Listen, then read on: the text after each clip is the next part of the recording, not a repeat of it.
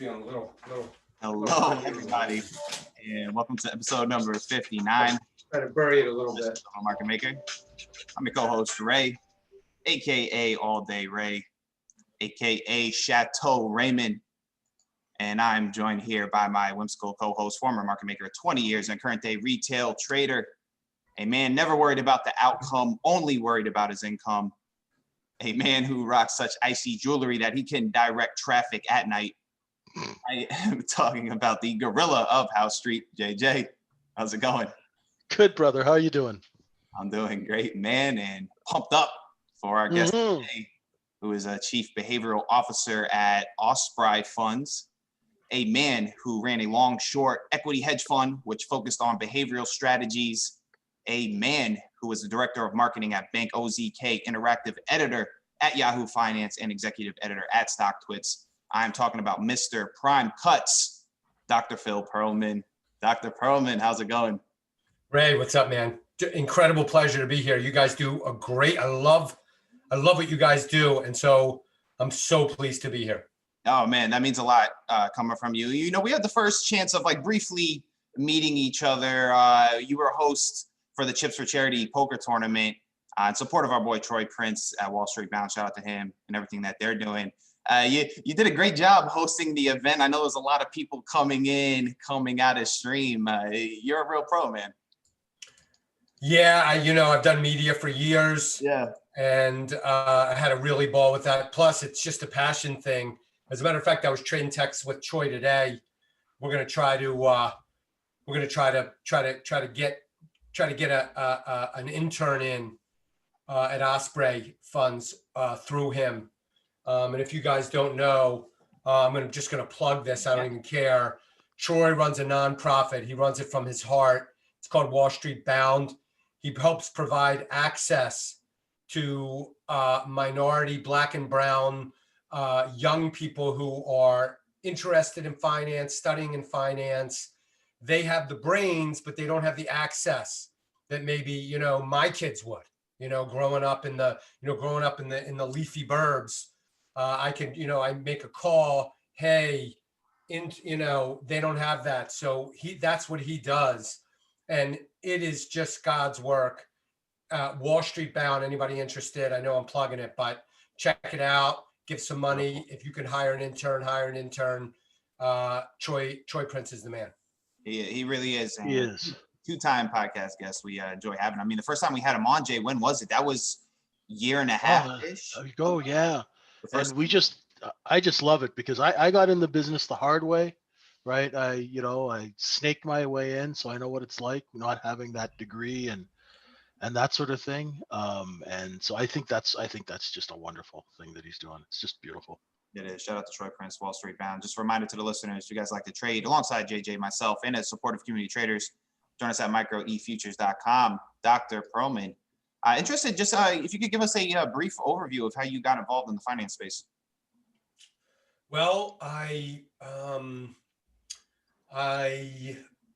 was a teacher, was my first job out of college. Okay. And then I got an award, crazy enough. I got an award for teaching. That was like in the mid 90s. And I took that money and I opened a Daytech account, which was one of the very first brokers way back in the day. And I had no idea what I was doing, but it was early. This was mid 90s. Mm-hmm. So like Microsoft, Intel, Cisco was very, very early there. And I just got caught up I went back to school to study psychology and got caught up in the market, got caught up in the whole bubble thing, had a blast while I was earning my doctorate in psychology. And I was studying the market from a psychological point of view at the same time and just caught up in the bubble and then freaked out, recognized. I remember coming home. As a matter of fact, I remember I was on internship in Rochester, New York. I come home and I see Jeff Bezos on the cover of Time magazine. This was like late 99. And I was like, holy, and I was actually deep studying bipolar disorder, which half of that is mania. And I was like, oh my God, this whole thing is a mania. This is lunacy. This is craziness. And got really bearish, got end of the world-ish. And I was actually really lucky because I got out of the market.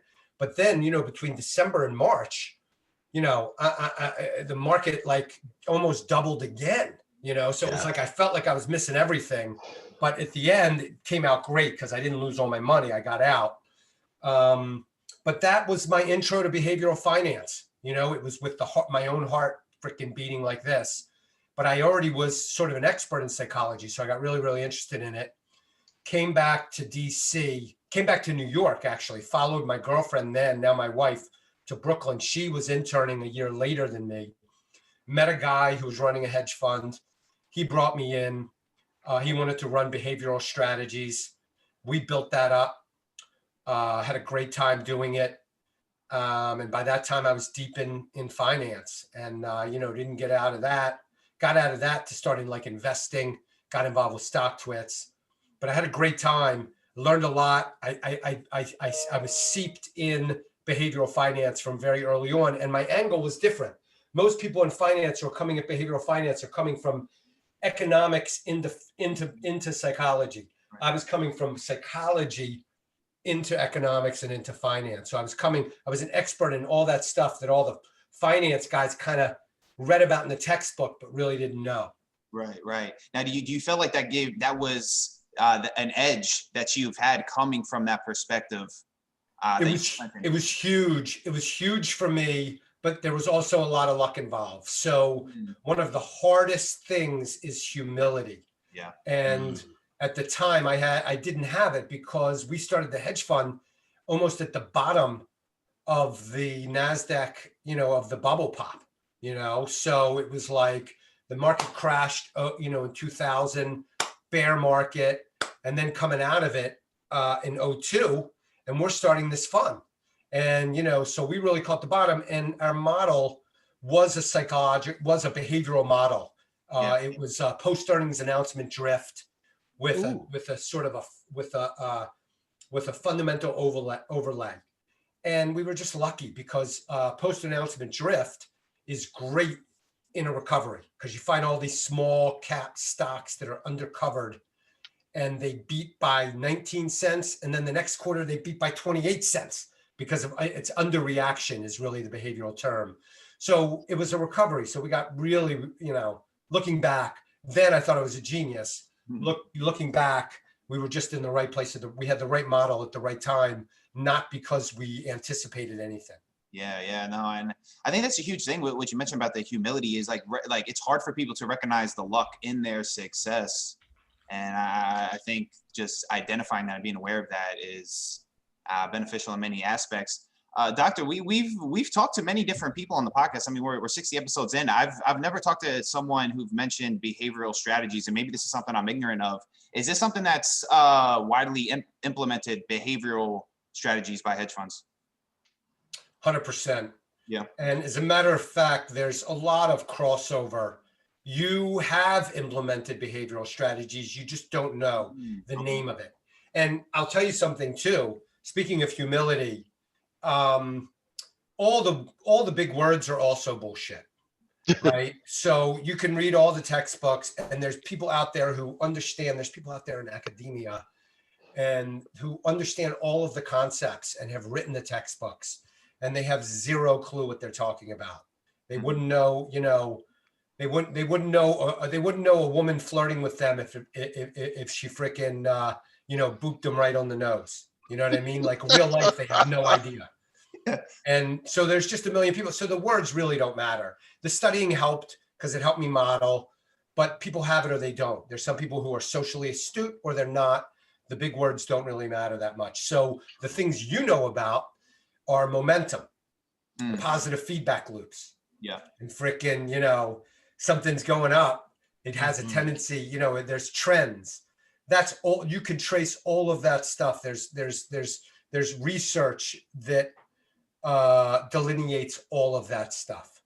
Right. And so you could find all of that stuff in the Journal of Finance going back the last, really the last 40 years and, 30 years, but really, the reason I say 40 years is because Kahneman and Tversky published prospect theory 42 years ago, kind of the beginning. That's like loss aversion. People hate losing more than they love winning.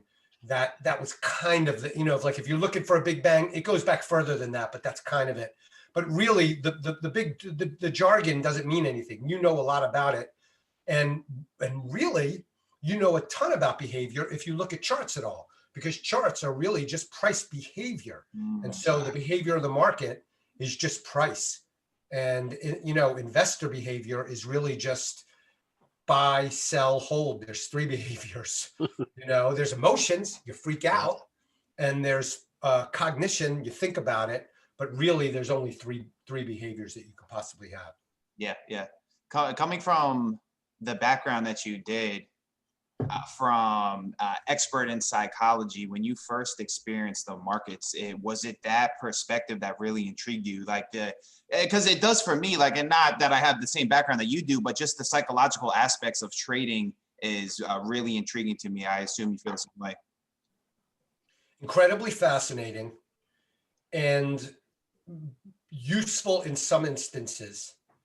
It can be great for self-awareness. Yeah. But it's very it can be used as a tool of sort of self-deception. You could fool yourself with concepts. And so really it boils down to a few very, very simple things that you don't really need to write a textbook about. Taking really good care of yourself and having your mind in the game and your body be prepared when you go in, having a strategy that you stick to, and having emotional control. Those are more important than any words I could. We could pontificate all day, and you could ask me about, theories all day long, but really those things are all that matter. Yeah, and that was something I was going to ask you about as well. Is what's your take on like financial theory versus it being applicable to practice? I think that there's a few things that really matter a lot, like I was saying. Yeah. And so financial theory, I don't think means that much, although knowledge is important. You do realize that there's a lot of just informational things.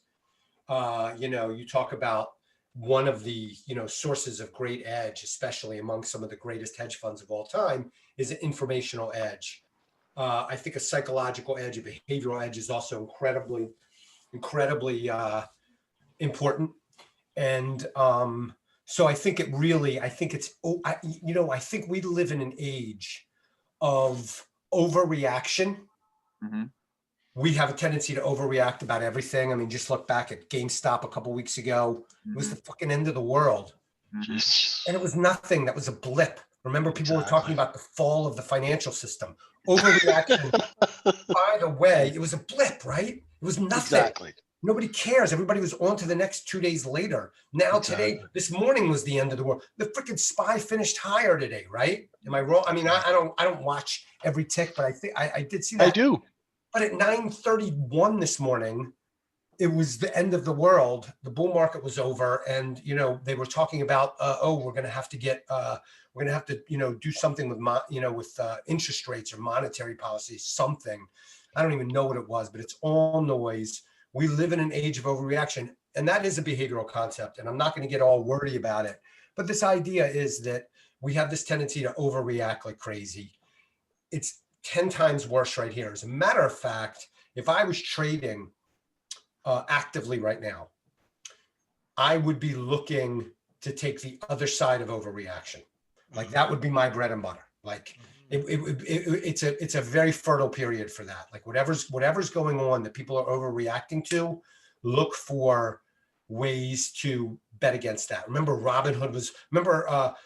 People were saying Robinhood was done. They were going to have they were in they were going to have a problem with their own cash position and liquidity, and their risk management was terrible. And that weekend happened, and Monday they were going to be insolvent. Oh my God, if you were lucky enough to be one of those people, one of those VCs to get to throw more money. Oh, exactly. Morning, you killed it. Exactly. And you're going to have a 5-bagger. Yeah, those guys are going to kill Bingo. it. Yep.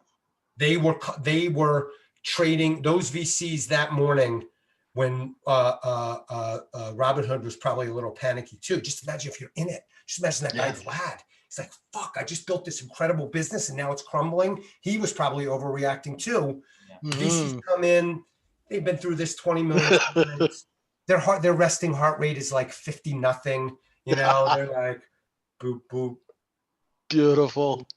And they're like, they just write the check, and they're going to go public later this year, and it's going to be a 5-bagger for them. Well, let me ask you this, doctor. Since we're talking about it, how does one prevent themselves from having an overreaction? Like what are things that you say to yourself, or how do you recognize within yourself that you could be maybe a little irrational here? There are some people watching this today who are in the wrong business because there are some people are just reactive. And there's nothing that they can, you can move. Let's say we're looking at a 10-point scale.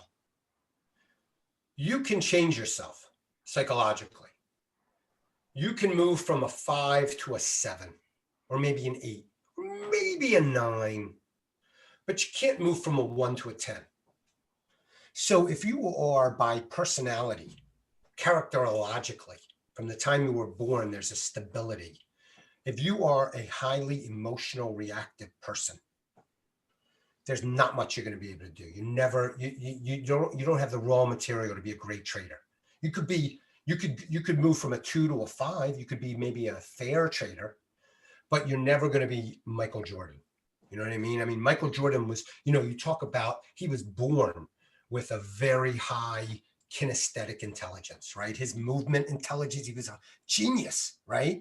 He was born with that. So he was born at, let's say, a 7 or an 8 or a 9, and then he worked real hard and got to 10 plus because he already had that. So there's a certain segment out there, sorry to say this to you, the sooner you realize it, the better it's going to be for you, because you're losing and you're going to continue to. If you're highly reactive, it's going to be a long road. It's going to be hard because the market is very, very emotional, and you just can't, there's no exercises that you can do. You know what I mean? I will never be able to run a 2-hour marathon, right? 2-hour and 5-minute marathon. I just never will. Maybe I'll run a 3-hour, probably not. Maybe I'll run a 4-hour, definitely, but not a 2-hour. I just don't have that physical gift. And age and everything, whatever. There's some people, that's a huge point. Now, if you're in that area where, okay, you have some gifts, you have a good visual spatial intelligence, can look at price behavior and see patterns, you're good with numbers, you're pretty calm emotionally, your resting rate is pretty chill, you don't get, you don't have arguments with your girlfriend and you don't whatever, you're pretty chill. You can move that needle. So let's say you're born at a 6 or 7, you could move to a 9. Now, here's some of the things: taking care of your body, taking care of yourself, taking care of your physical self, your mental self, and your spiritual self. Huge, right? Because you get that place where those types of things make you better, make you stronger as a person. If you are very healthy, if you are lean, and you take care of yourself and you eat well and you don't drink too much and you move your body every day and you do some type of resistance, you're going to have, that affects your brain, right? So that affects your ability to focus. Well, does trading take focus? A lot of it. It affects your emotional regulatory system. 1,000%, right? Is that important? 100%.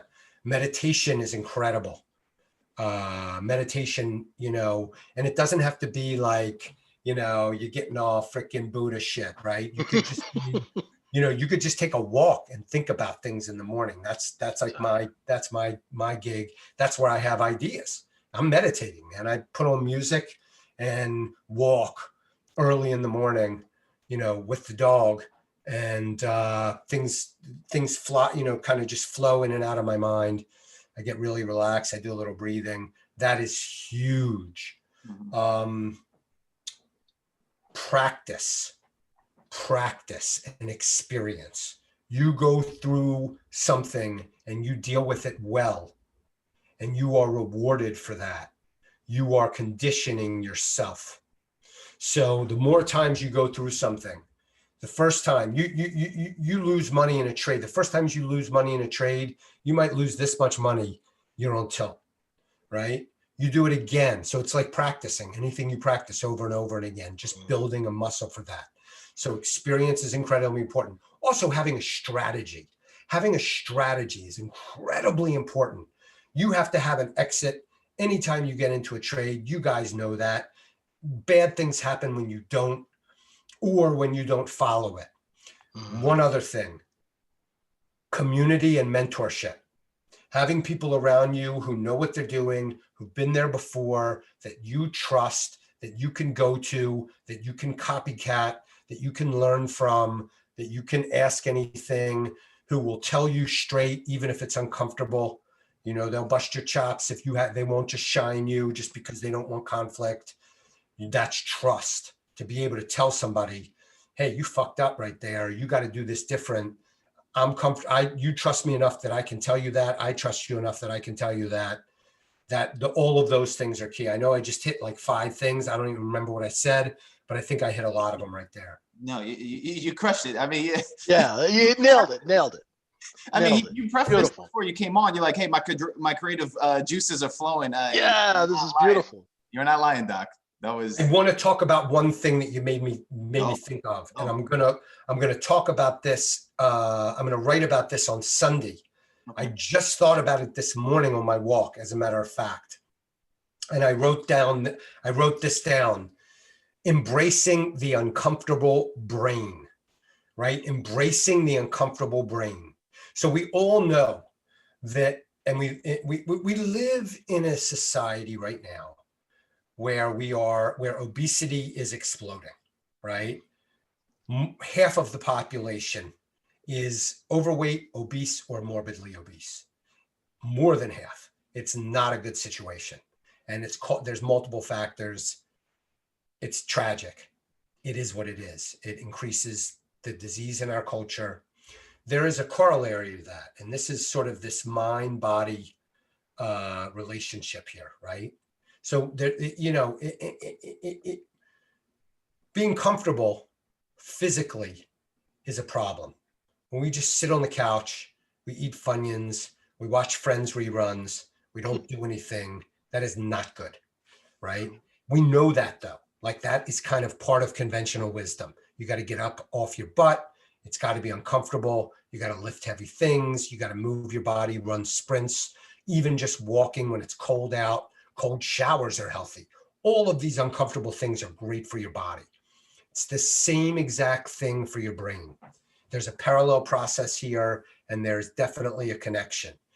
Your brain, when your brain is comfortable, that leads also to laziness, sloth, sloppy thinking, inability to be creative. So you have to work that brain every day.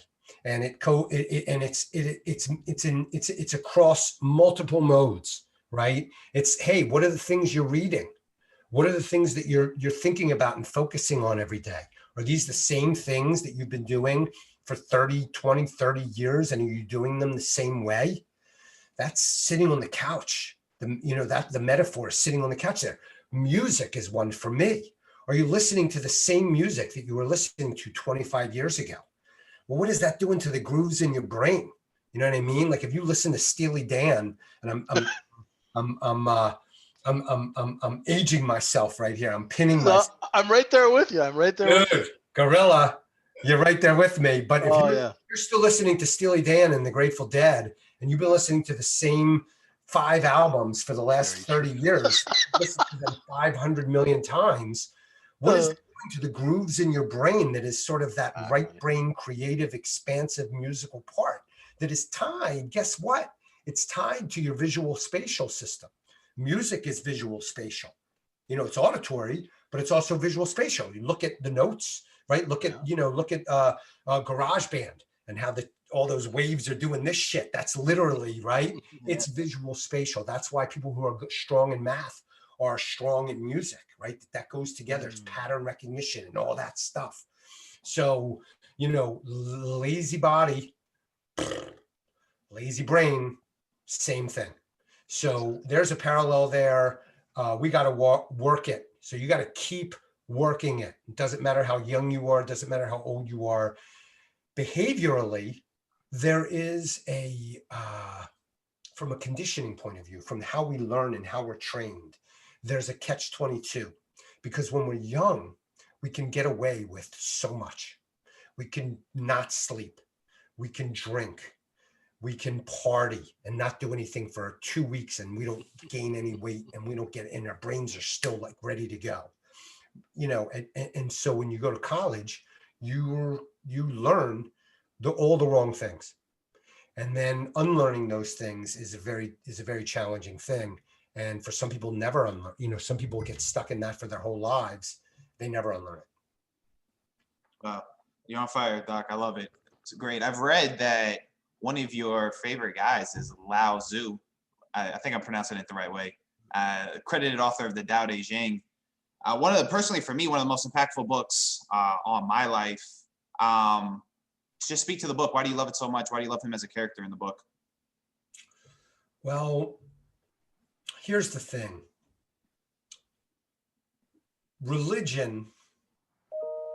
Spirituality and religion is a really tough nut, right? Because we know so much. We all know that the jig is up, right? They turned over the cards. We know that myths are myths, and that the literal interpretation of these stories are, I'll be kind to anybody out there who's a fundamentalist, are questionable, right? We know that there's not a literal interpretation of things that happened, right? We know that all of those stories are stories and that they're metaphors. And we have science now. We know that the world is not 5,000 years old, right? Mm-hmm. In addition to that, all religions have a morality packed into, or most of the Western religions especially have morality that sort of come packed into everything, right? What is the basis of Judeo-Christian Christianity? Is the 10 Commandments, right? We're starting with the commandments, man. We're commanding you to behave a certain way. It's authoritarian from ground zero, from the beginning. So that is not palatable to me personally. It's just, I'm calling bullshit, right?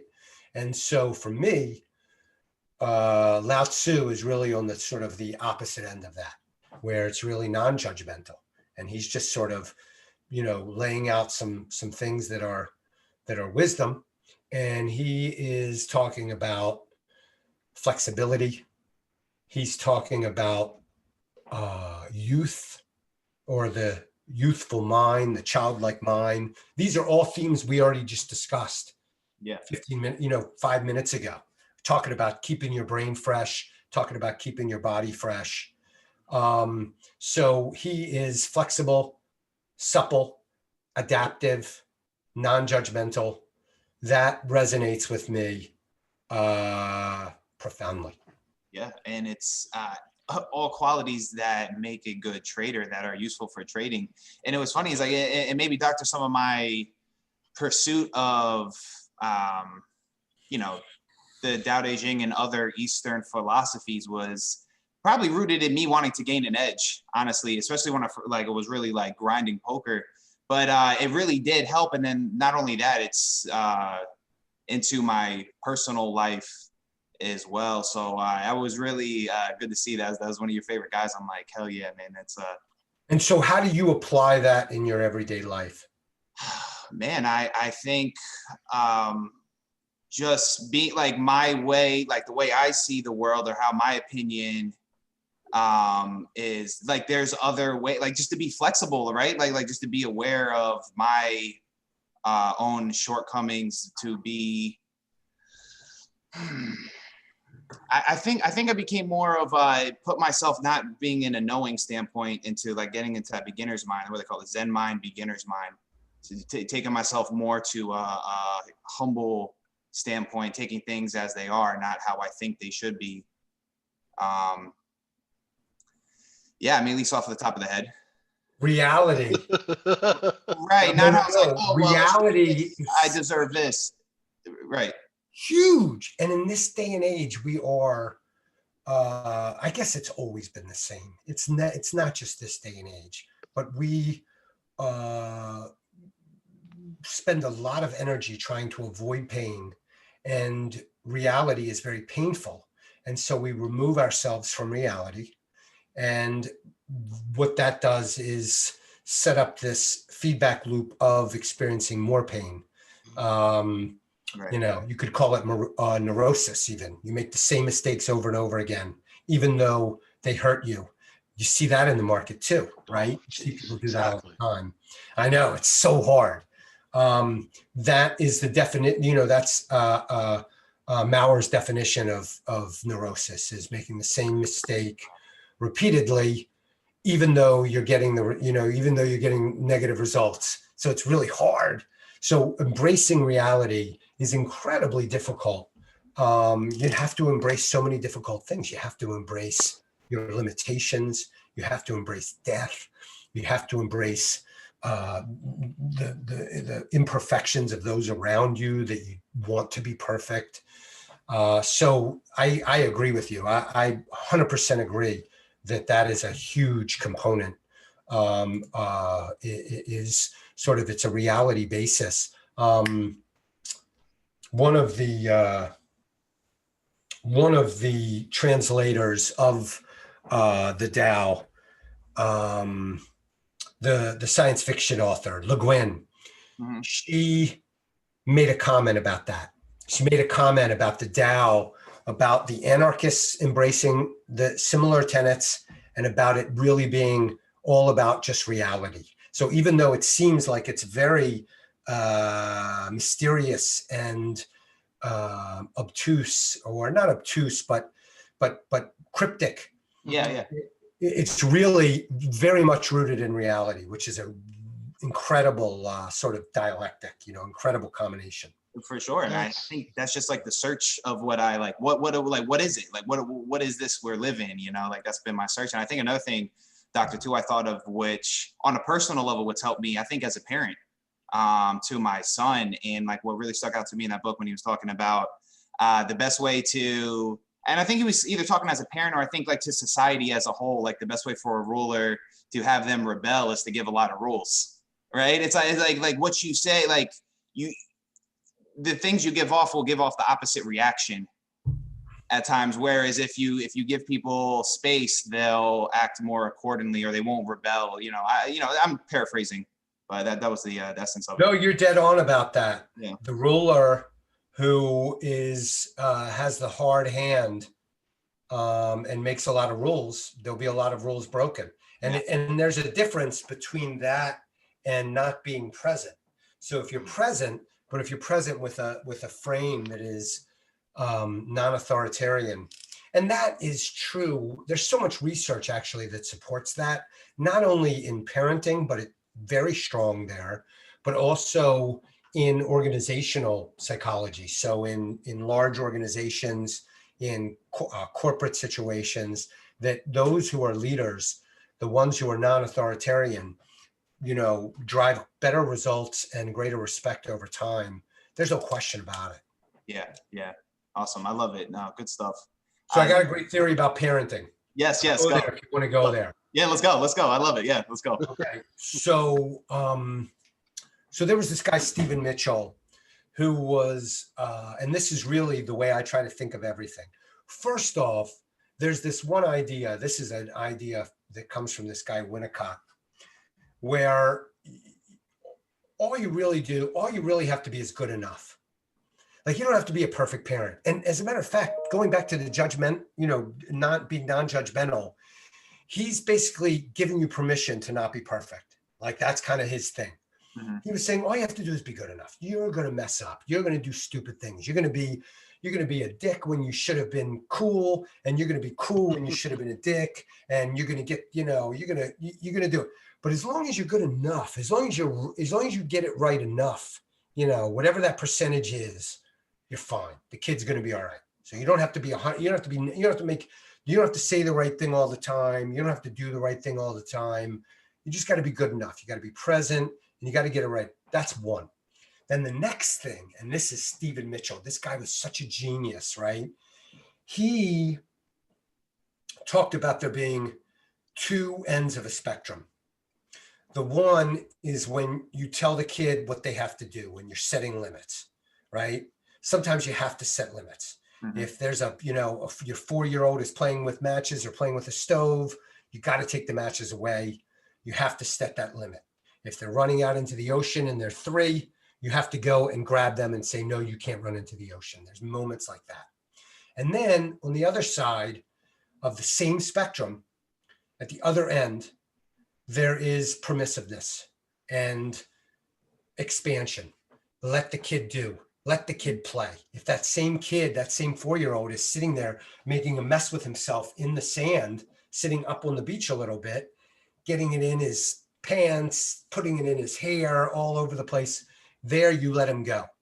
And so really the parenting is just both of those and getting those right more times than not, good enough. Right. Where you let them go when you should let them go, and you tighten them up when you set limits when you should set limits. Mm-hmm. And as long as you don't really get those crossed, right, you're going to be good enough.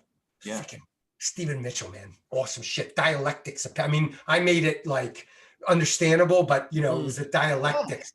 He was talking about narcissism and the dialectics of blah, blah, blah, whatever. Yeah. But that's the basic idea. That's all I try to do.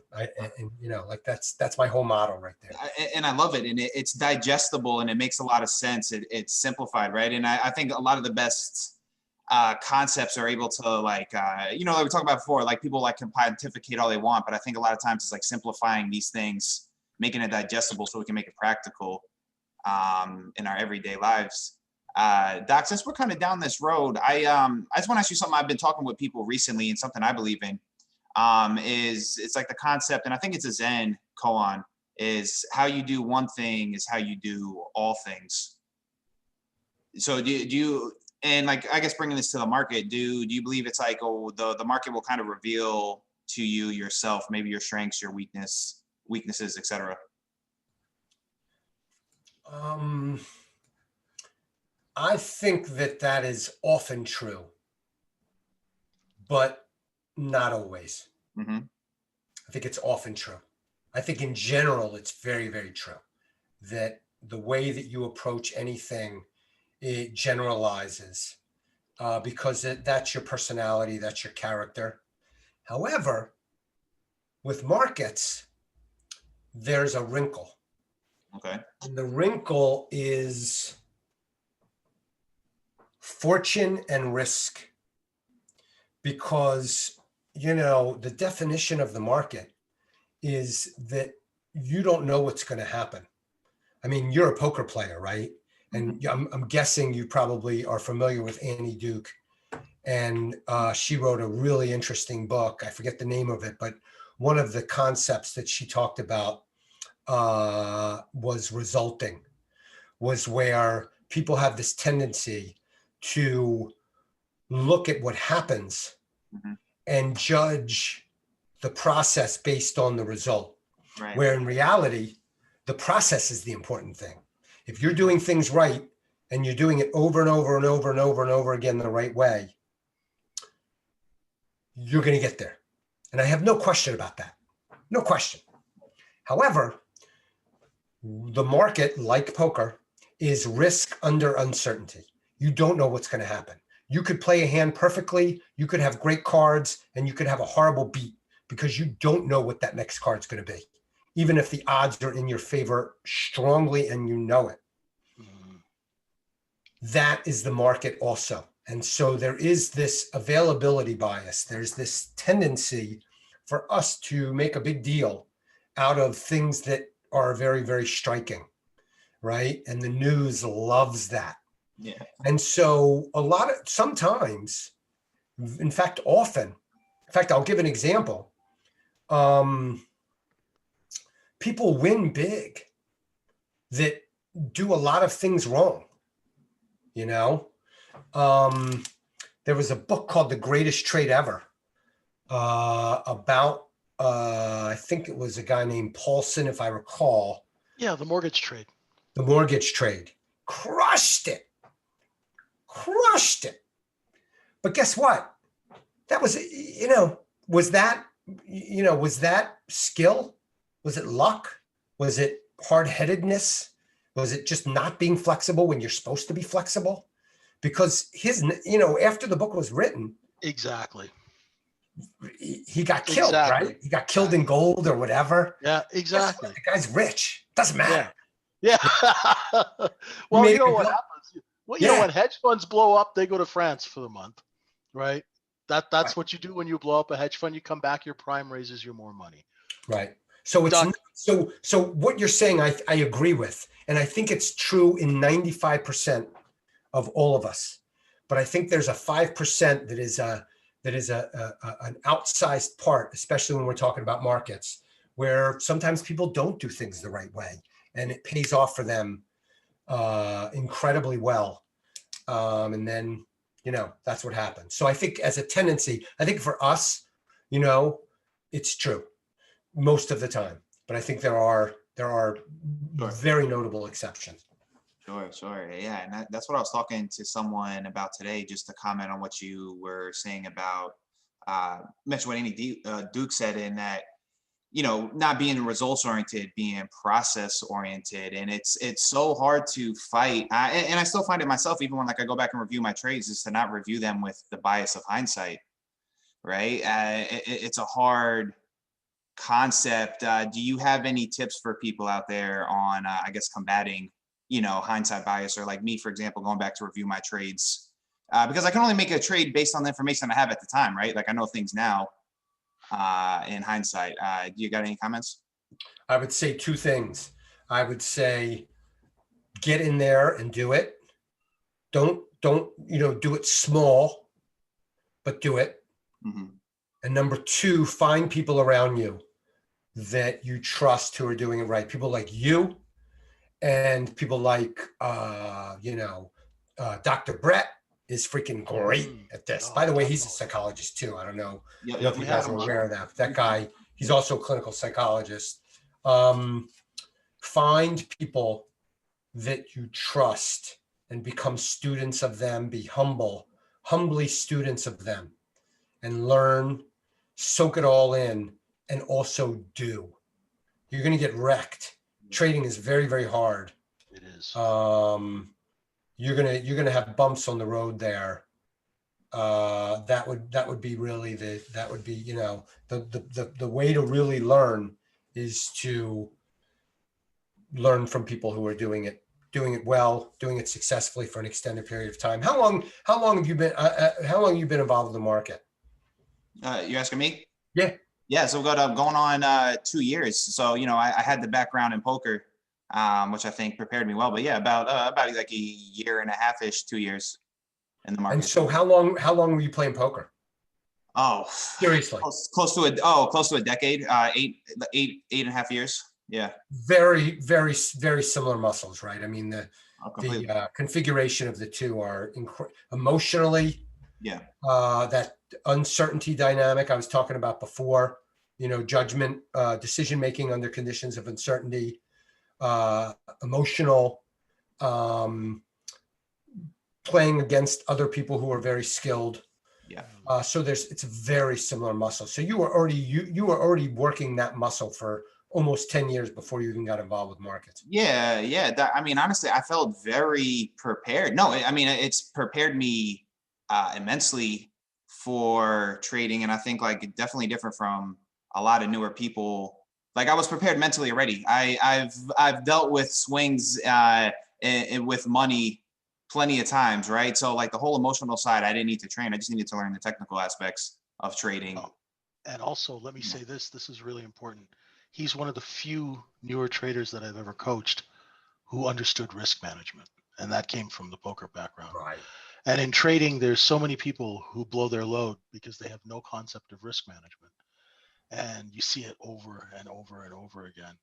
I just really quickly, I remember what you said something about.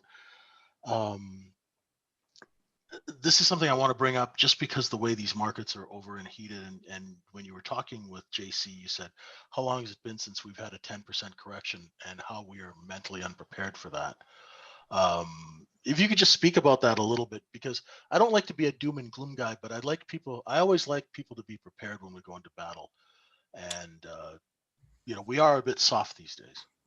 This goes back to what I was talking about before about overreaction, right? Markets have a tendency to oscillate between overreaction and underreaction. And currently, there may be a cultural component, this may be very sticky. We are living in an age of overreaction. You can see it. You see it every day. People are outraged daily about the smallest things. Yes. Somebody says, a celebrity says something on social media and they get canceled and there's outrage. Yeah. It's horrible. You would think it was cancer, right? I mean, it's just everything's yeah. And so we are living in an age of overreaction. And so it's really, you can make the case that that's sort of a put underneath the market because, if everybody overreacts so fast, like this morning we were talking about, the market was off this morning. People were freaking out. Oh my God, close the markets. That is a put because you get to capitulation very, very fast. And we have been seeing that. I think it began, you could probably trace it back further, but for me, it began with 9/11. Yeah. Because one thing that traumatic experiences do is they increase emotional reactivity, especially when it's not fully processed. That's true. And so you had this event happened. It was a major event in the history of this country. We still haven't fully dealt with it. And it was, we were living in this world where everything was stable. All of the happening was all over there and over there. Yeah. We hadn't had a war in years. We hadn't been attacked on our own soil effectively since freaking Pearl Harbor. How many years? Perfect.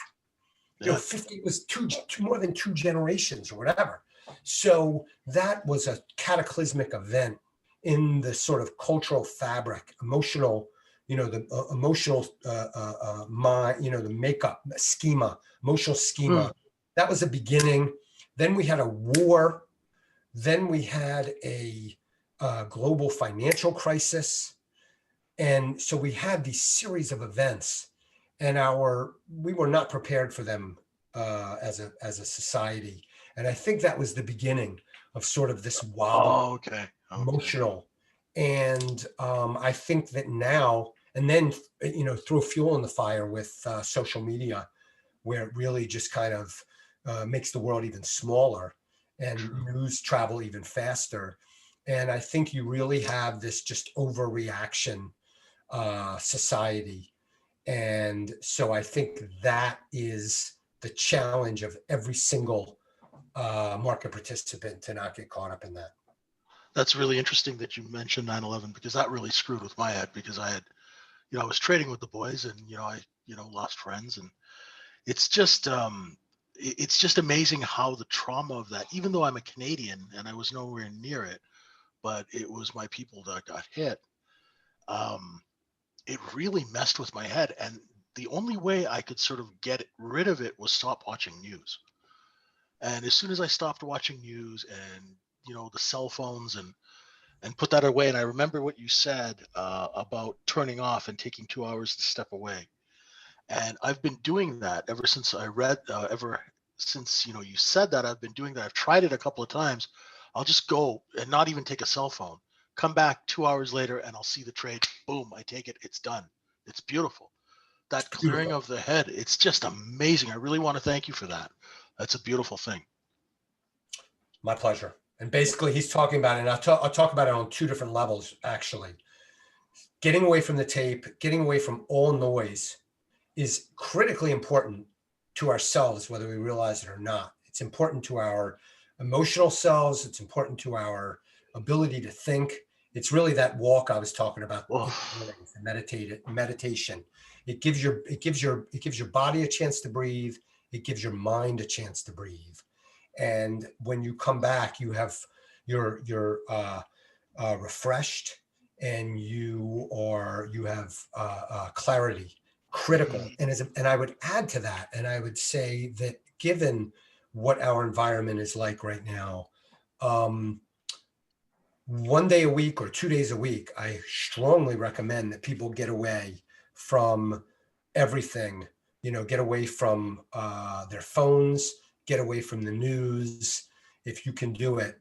If you're not a journalist, journalists can't.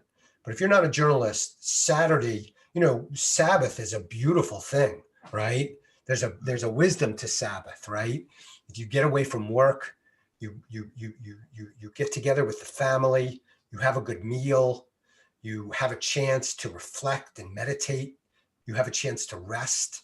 All of those things are critical. It's very hard to do that with the phone in your hand. It's very hard to do that with news, television on. It's very hard to do that. So, intermittent digital fasting is a thing. You can do that. Exactly. Yeah. Totally. I remember I had a quintuple bypass in 2012. And at that time, I had 3 cell phones because I had so many clients. Europe, Asia, North America. After the heart attack and the bypass, no cell phone for 2 years. And it's the calmest I've ever been in my life. It was freaky. It was just amazing. So that was great for you.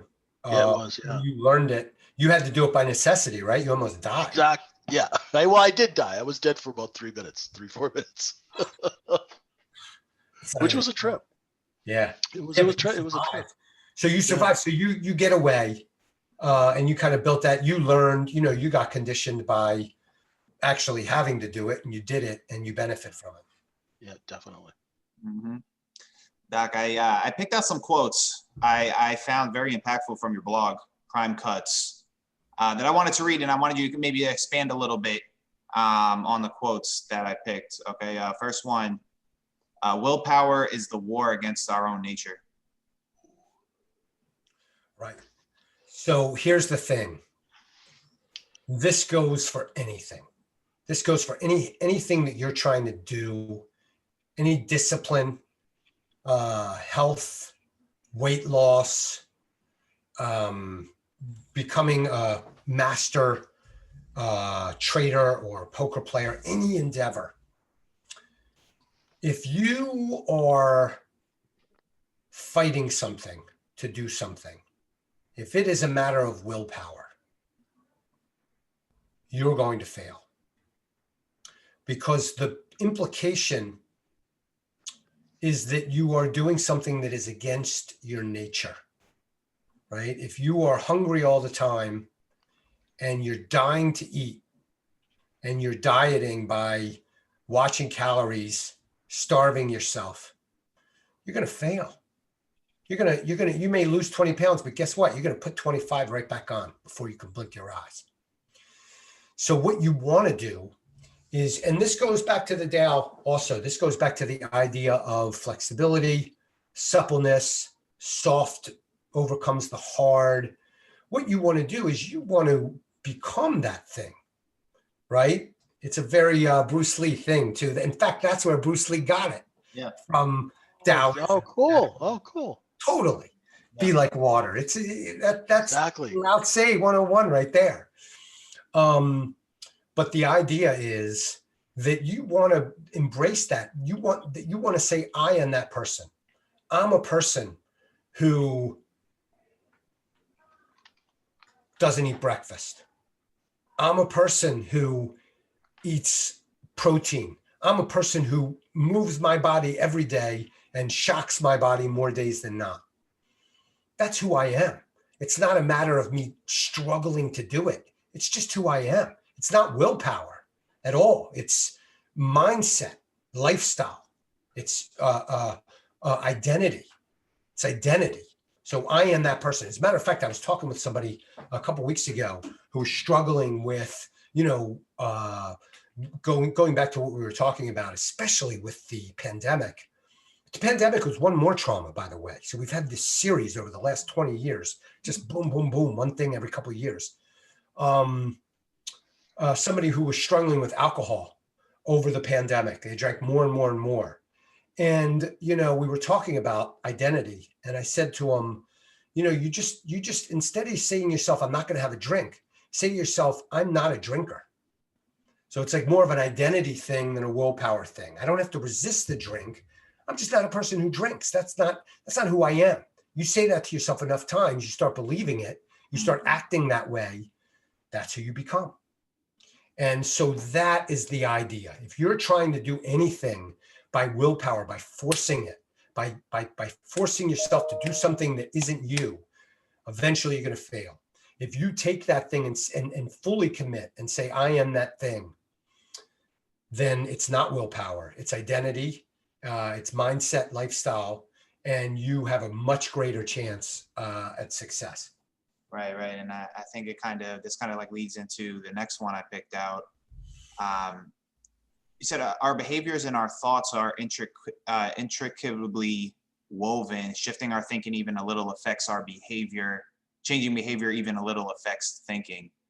So this whole, I remember it was it's the triangle, right? Like one thing affects the other to the other. Could you just speak on that? I think it's a very powerful concept. This is huge. And, there's a guy named Aaron Beck, who is the father of cognitive therapy. He's a genius. He's 100 years old. Wow. I mean, shout out to him. He's the man. As a matter of fact, I almost hate to say this, but when he does pass, he will be, he'll be on the front page of New York Times Magazine, and he will be remembered as the most impactful I think he's probably a psychiatrist, but the most impactful psychological mind following Freud. Maybe even greater. Now you don't even know his name. But he developed this cognitive model of the mind. As a matter of fact, this is very interesting. He's the same generation as Kahneman and Tversky, the fathers of behavioral economics. As a matter of fact, they both published their foundational works in 1979. That's how, and they are both students of the cognitive revolution. And so Beck developed, he was like, he was a Freudian, he was an analyst. And he was like, this stuff does not, the scientific methodologies that we're discovering these days, this does not, the analytic thought of Freud and the Neo-Freudians, it doesn't stand up to empirical validation in the laboratory. And he started developing these ideas, and all of this other work was being done in the area of cognition, called the cognitive revolution in the 40s and 50s and 60s. And he developed this model, really a cognitive behavioral affective model of personality and of human development and functioning. And the idea is that we have this environment that we're in, right? We have this world that we're living in. And within that world that we're living in, there's really three main components to our psychology, to our psyche. One of them is the way we think, right? Those are our thoughts. Those are the things that pop into our mind. Those are the core beliefs that we have. They're the things that pop into our mind when something happens, our automatic thoughts. And they're our on the surface thoughts that we have. Like, oh, I'm thirsty. I'm going to have a drink of seltzer, right? That's cognitive. That's the thinking part of the triangle. Then there's the emotional, right? That's another end. That's how we feel, right? Oh man, I'm in this losing trade. Fuck, it's just got to go back up. I'm gonna, I know my stop was 31. It's 30.65 open. I'm not selling. and now all of a sudden it's a 29.85 print, and that's emotion. That's affect. Exactly. That's the second corner of the triangle. Okay. And then the third corner of the triangle is what we do, is our behaviors, right? What we do from the most mundane thing to the most profound thing. It was the thing that you were talking about before, how we do one thing, we do everything. The do. In the market, there's only three behaviors, right? There's buy, sell, and hold, but there's a million behaviors that we do every day. There's habits that we have, which are really powerful. There's, do we move? Do we not move? Do we sit on the couch? Do we do things that are difficult? Do we not? There, a million behaviors that we have every day. We act every day. And by the way, the only one of these three of this triangle that are directly observable is behavior. So that gives a special place to price and buy, sell, hold in this whole model as it relates to investor behavior in markets. Behavior has a special place because it's observable. We can measure it directly. We don't have to take somebody's word for it. How do you feel today? Oh, I feel great. And meanwhile, you're miserable, right? Anybody can lie about how they feel. They do it all the time, but you can't lie about your behavior. You either freaking are still holding that thing at 28.90 print, or you sold it at 30.65 because it you got stopped out and you had the discipline. So anyway, you have those three: the way you think about things, and the way you feel, and the way you behave. Those things you could think of, and this is Beck. This is a cognitive model. And really, he should have called it cognitive behavioral affective, but he kind of put thinking at the top.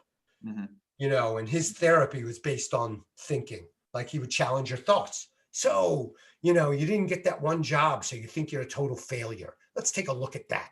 Like, that's how he would approach that. He would challenge that belief. You're not a total failure just because you didn't get one job, and you could challenge that into, on a cognitive level. But those three things, you change one, the other two change, just like a triangle. You change one angle of a triangle, the other two angles change. You change one side of a triangle, the other two sides change, and the angles change. So you can have a profound effect on your functioning. You can have a profound effect on the way you feel by changing the way you behave. You could have a profound effect on the way you feel or behave by changing the way that you think, and vice versa. So that would give Beck different modes of attack to come at you to try to change you if you have something that you're doing, or some malady, some mental some mental health problem. But that's that model, and it's a profound model, because if you start changing your behavior, even if it's just walking in the morning, or it's only start eating at lunch, or not eating anything after 8 o'clock, all of a sudden some other things are going to change. The way your body feels is going to change. The way that you're thinking about what you're doing. Hey, I have some control over myself here. I don't have to eat, I don't have to eat Danishes and muffins at freaking 8 o'clock in the morning just because I walk into the group area in my office and there's a freaking huge, somebody, Dolores brought her freaking baked goods. Yeah. And it's great. When I started coming into the awareness of a lot of these concepts we've been talking about, and I guess, Doc, as we're talking this out, I guess another thing I think I learned from the Tao is the concept of being serious, but not too serious, right? And so it's like I would hear these things about how everything's interwoven, and I'm like, oh my God, I got to monitor myself like intensely, which we do, right? But if I take it too extreme and I'm too serious, it's almost going to give that opposite effect, right, of what I'm trying to do. Do you think I'm thinking about this the right way?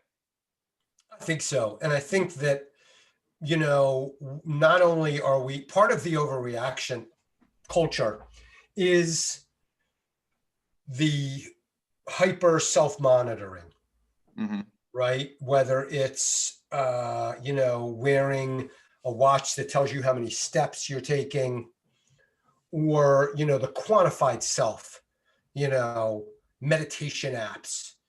There's intermittent fasting apps. I mean, I just got rid of all of them. And, you know, I wrote something about that once that, you know, Buddha found nirvana under the Bodhi tree. He didn't need freaking meditation app to do that, right? You know, there's no apps.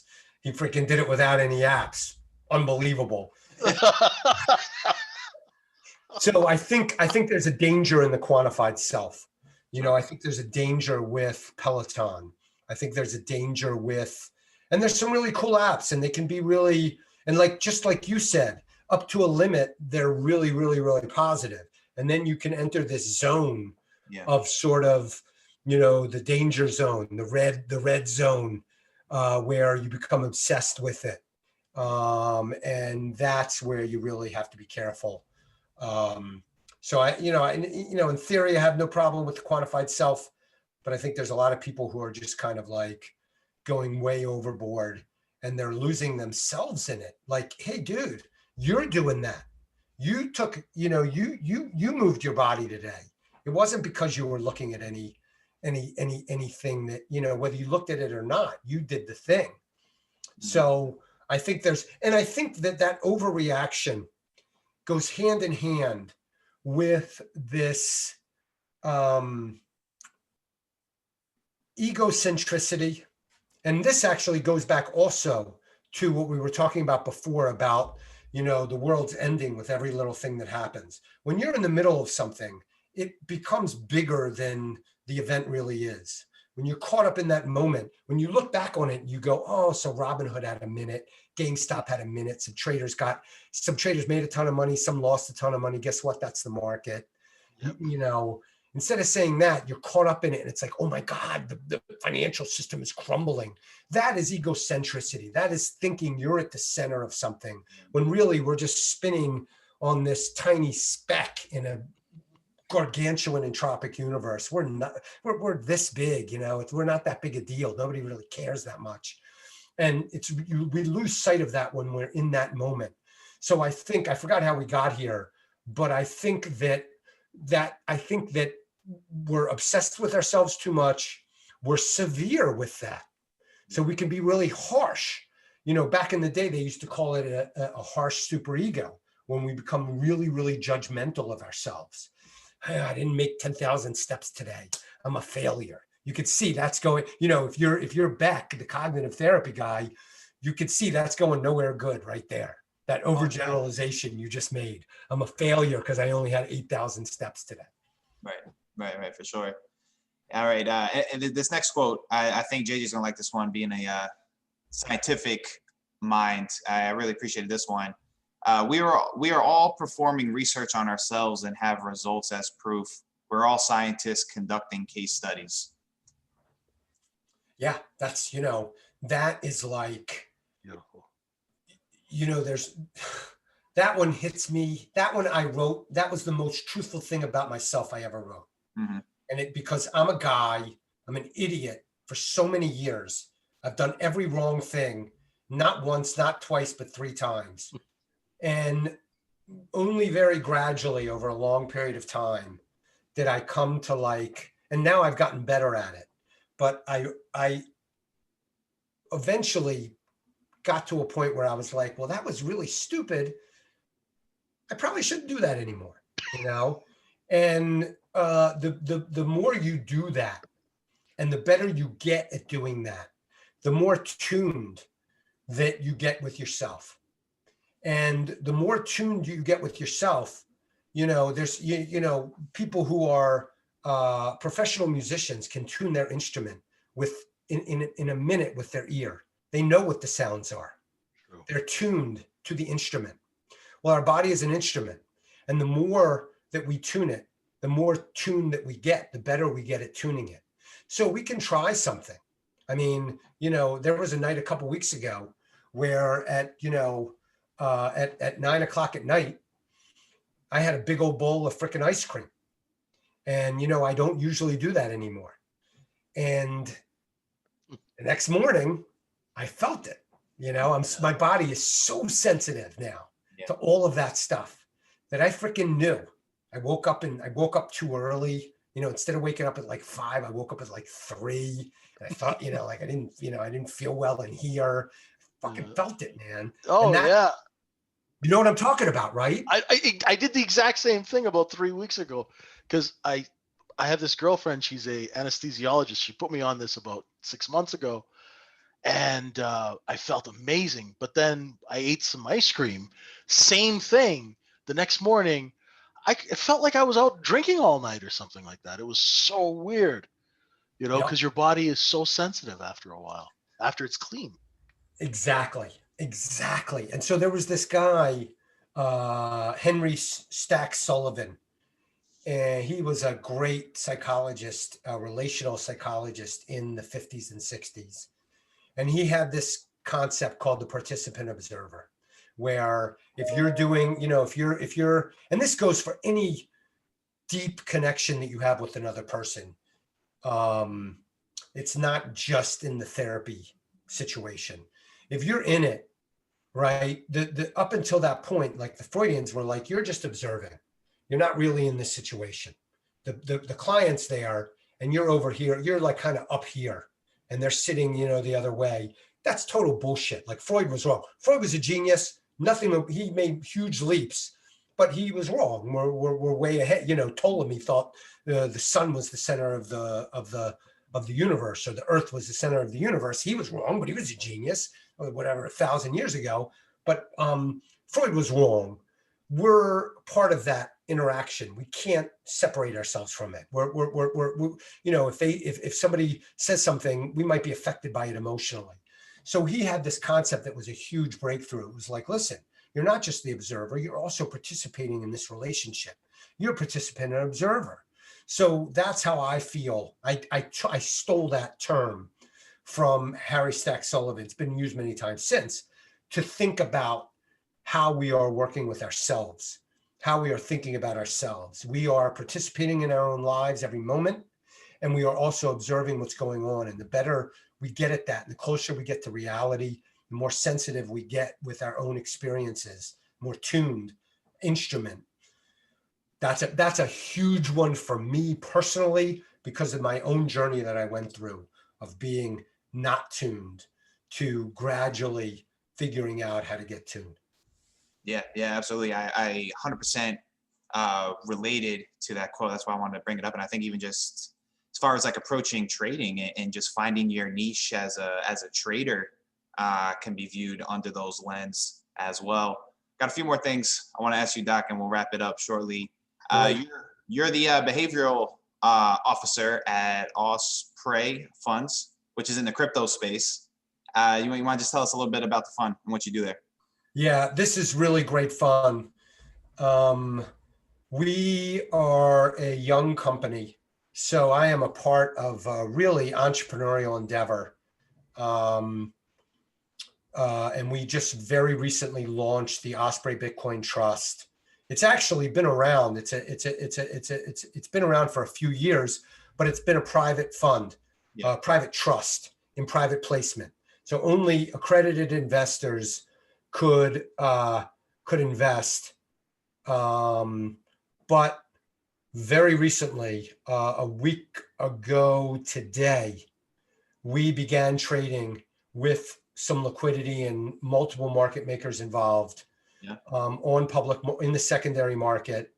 And our goal is to make Bitcoin investing easy, accessible, and great value. So we're pricing ourselves more like an ETF, even though we're a trust, with a management fee of 49 basis points, which is very, very low relative to anybody else who's out there.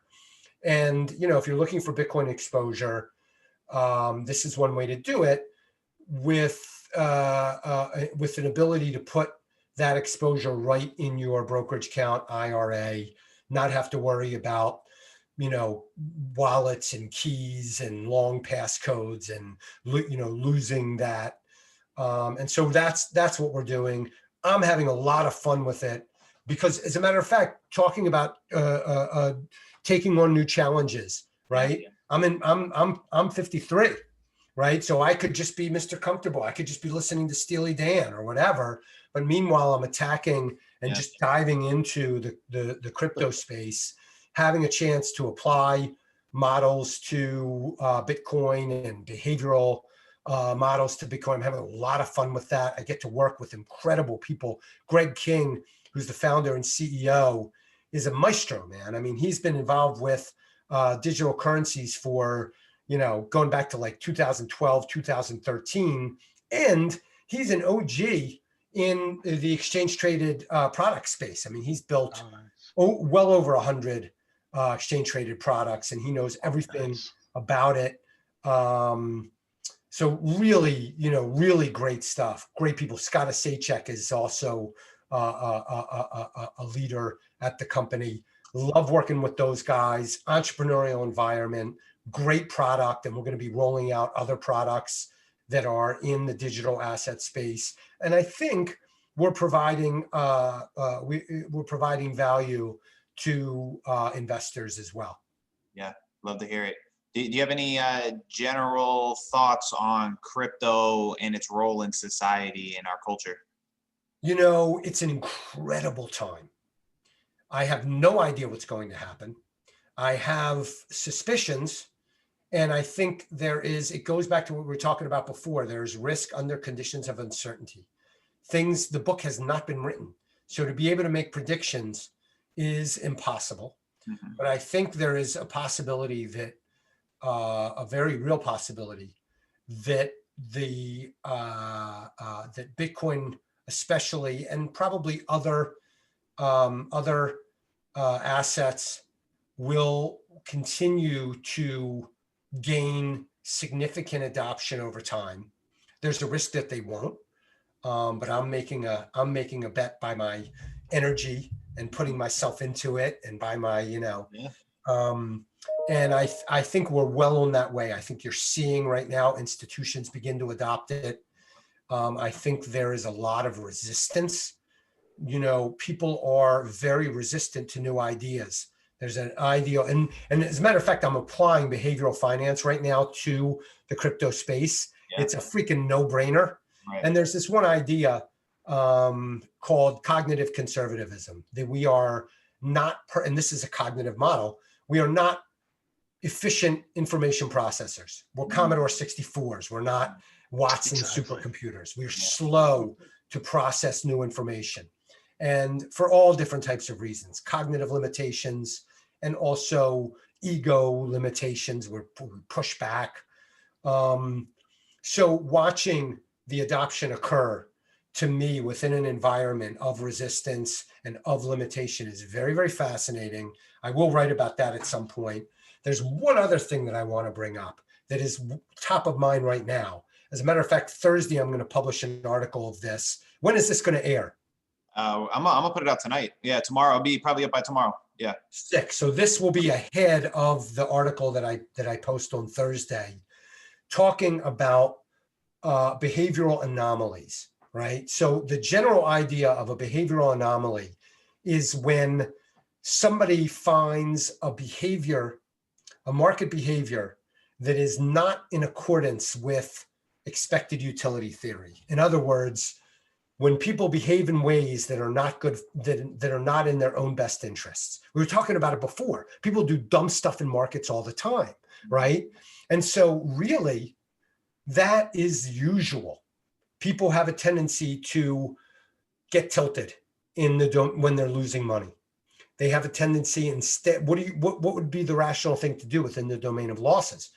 Cut, right? People double down. People get tilted. People become risk seeking instead of risk averse. There's all kinds of reasons for that.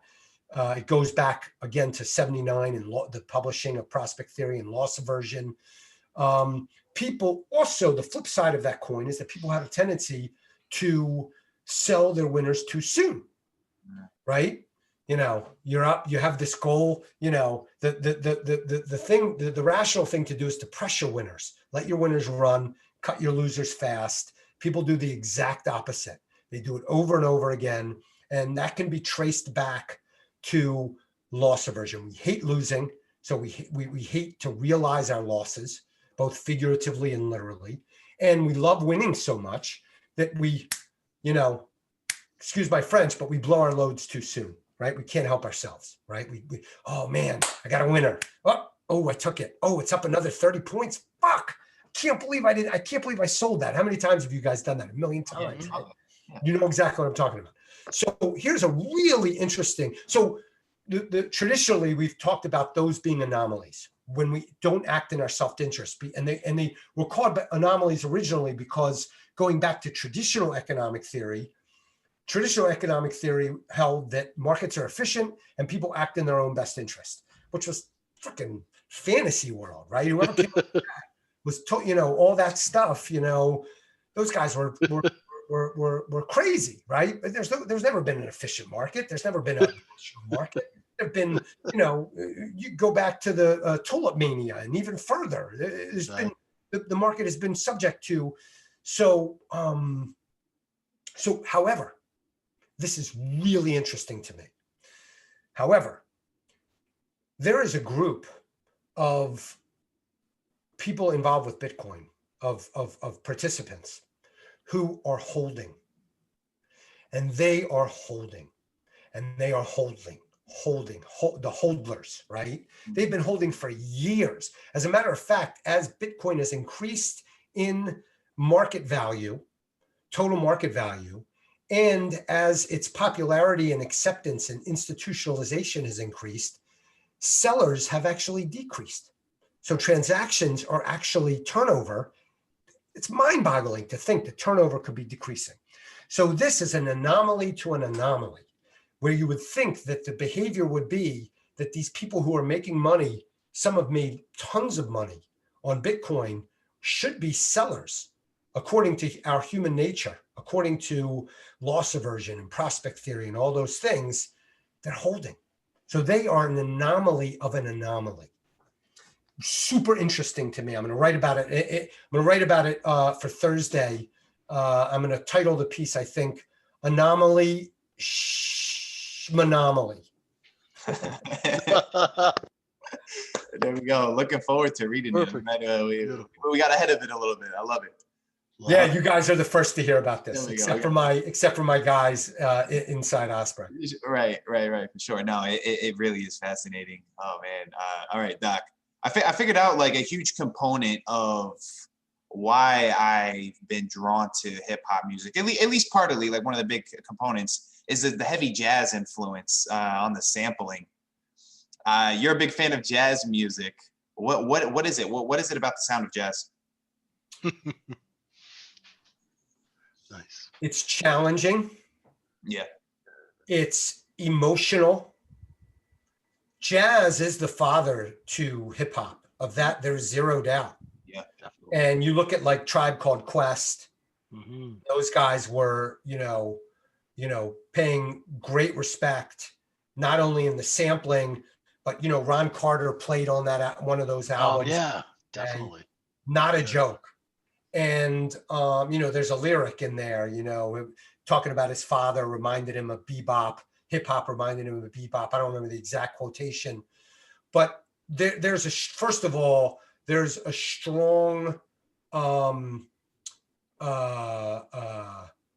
Afrocentricity is the root of jazz. And so I'm obviously not Black, but I am Jewish. And I always felt an incredibly close kinship with that culture. Invisible Man is one of my favorite books. Ralph Ellison, obviously jazz music. And there's a strong, that streak is very strong. Also the playfulness, the wordplay, the sound of the word. Ella Fitzgerald and scatting, right? Oh, Satchmo. totally. It's the same thing. They were rapping. That's the history of rap. You want the history of rap, you go back and listen to Louis Armstrong and Ella Fitzgerald. That is, in that cadence, man, they were on it. The rhythm, the Afro rhythm is all there. Those guys were geniuses. The rhythm sections there, bass and drums, genius. You look at the rhythm sections going all the way back. You look at Mingus who was Oh he was God, a yeah. rhythm section bassist, composer, Yeah. strong, and also strong Afrocentricity. So that root was there already. And, Grandmaster Flash and all those guys going way, way back in the day, what were their parents listening to? That's where they were getting it from. They were listening to Billie Holiday. They were listening to Mingus. They were listening to Ella Fitzgerald. So that stuff is seeped and rooted. The thing about jazz that I love is that it is you're on the high wire without a net. Everything it's hugely flexible. It is like the Tao, right? It's incredibly flexible. It is in the present moment. It is variable. Anything can happen. It is like water. And it's endless well. There's an endless well. I find a new album or a new artist, and there's a whole new vein going back years that I have never yet discovered that I go down. And so it's just this endless well. There were so many geniuses that composed and played that are American artists. They're the States. That's our music. Yeah, so hip hop came right out of it. You got me started, dude. I could go another hour and a half just talking about music. Oh, me too. With jazz with you, because I'm a failed tenor sax player. So nice. So Coltrane, Coltrane in a Sentimental Mood. That's one of my favorite pieces of music. Duke. That's a great album. That Duke. Oh my God, beautiful. Yeah. Oh, it's just beautiful. And then Kind of Blue, Miles Davis. Great stuff. Just a classic. Just so much beautiful music. So you can see, what I'm talking about, how hip hop came out of that. Definitely. Same soil, no question. Oh yeah, definitely. Yeah. Doc, like when I started digging into the samples, I was like, no wonder. Like this is what the at least what catches my ear at first, right? I appreciate the wordplay, the wittiness, just the writing of it. But what caught my ear is that sound, and I'm like, oh wow, like this is where it came from. It's incredible, and it seems to me, and I could be wrong. It seems like that sound, like just this, it's making a resurgence. Almost, I think. Maybe I could be wrong. Maybe I could be biased just because I like it. But I hope so. There's some great artists today who are definitely fusing hip hop, technology, and jazz. Shabaka. He has like 3 bands. Shabaka and the Ancestors. I forget the other names of his bands, but that guy, man, he's the Brit. The British are killing it with new crossroads of jazz and hip hop and techno is all, because they don't shy away from that. It's a younger group. Yeah. Oh man, there is some great stuff happening there. There's no question. Kamasi Washington is another one. That guy's big because he has like this. He has a big sound, and he has the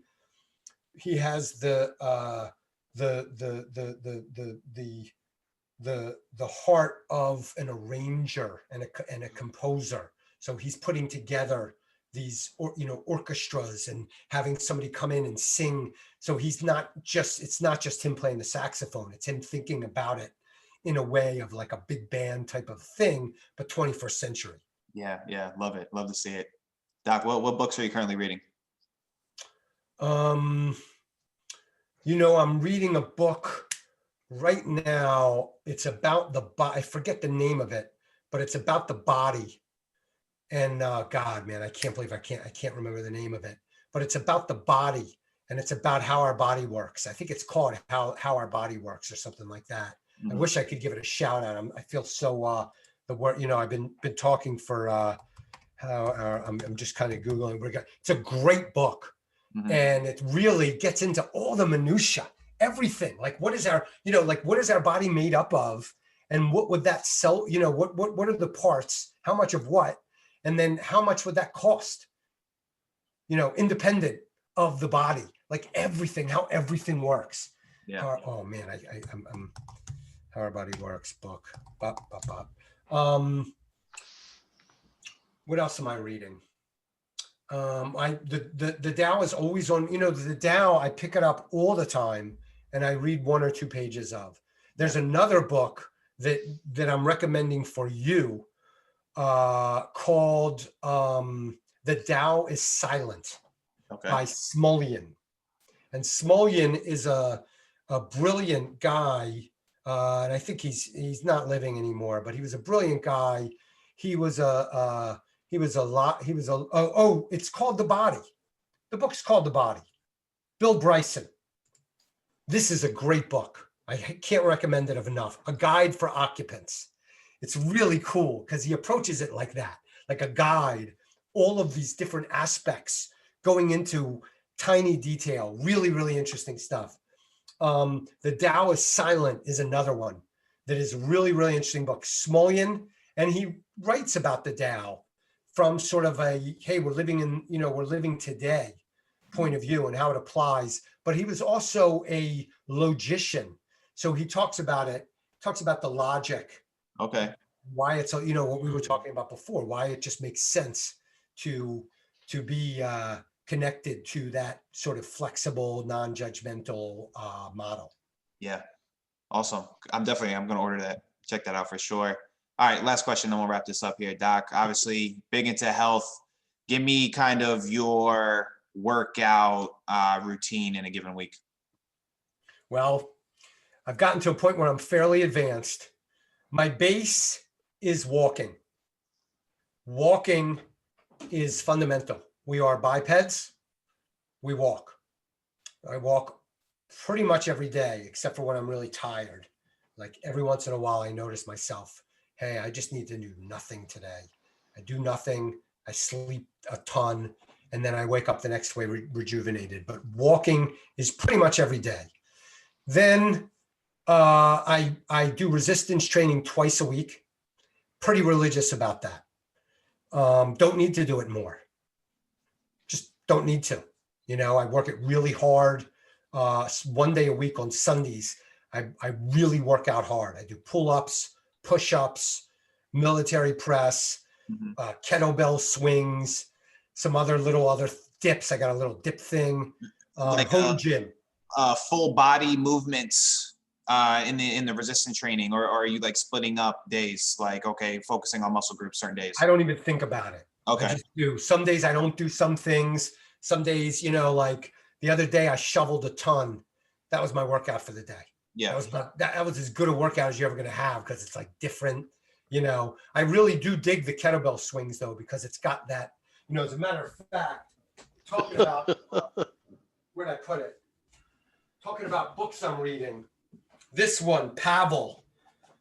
Freaking, you want some hardcore, you want to shock your body. This Russian dude, Pavel, this guy is not fucking around. Oh, sure. But, he's into like this, when you do, instead of just doing like a slow motion, you're swinging stuff, man. Your muscles are really respond to that, and it's quickness. He's got the leopard on the cover or whatever that animal on the cover. There's a lot of that going on. So I really dig that. Pull-ups are really hard. So I love those. Yeah. A lot of like just body stuff, push-ups, pull-ups, where you don't really need that much equipment. A little bit of yoga thrown in there. Once a week, I'll run, maybe twice a week. And I just got this rowing machine, the Concept 2. I've been doing that twice a week. So I really mix it up. But the base is walking.